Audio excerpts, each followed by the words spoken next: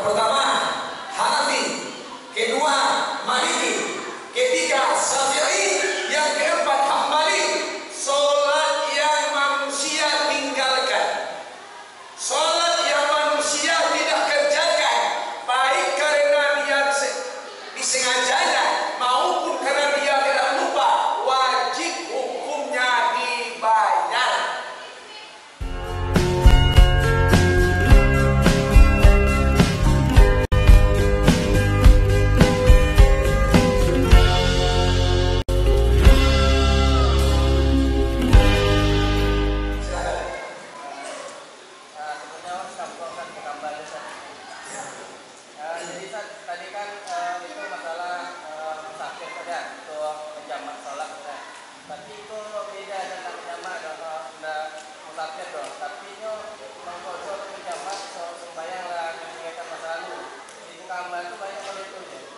Maksud?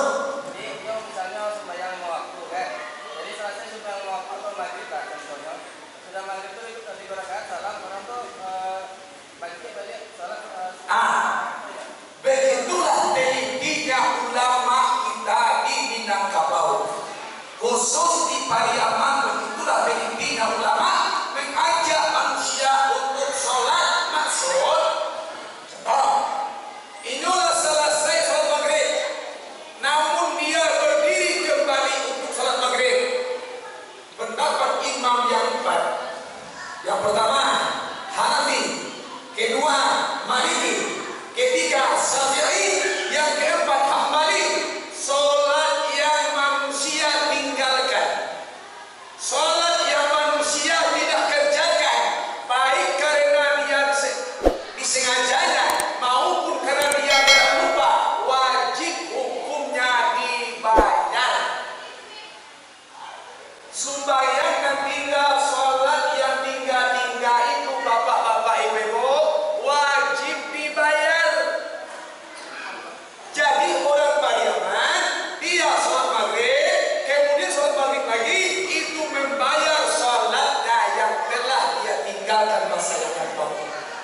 Bukan jamak, bukan mengqadha sholat, yang mana mengqadha sholat itu imam yang berempat sepakat wajib dibayar.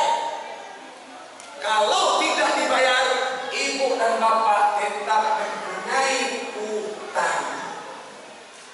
Paham? Itu namanya makna.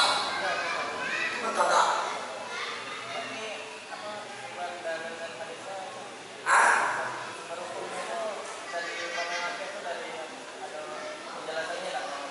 Apa ya? Dari tolong cari di kitab fikih Minhajul Talibin wadah. Sembahyang nantinya wajib dibayar. Pun Nabi Muhammad pernah mengqadha salatnya waktu dalam perperangan. Nabi membayar salatnya asar dan maghrib, Nabi salatkan di waktu isya. Musuh banyak ibu. Barang dalam kini ku pasal sama yaitu dalam perperangan sengit, Nabi tidak mensalatkan asar, tidak mensalatkan maghrib, namun Nabi mensalatkan kedua tersebut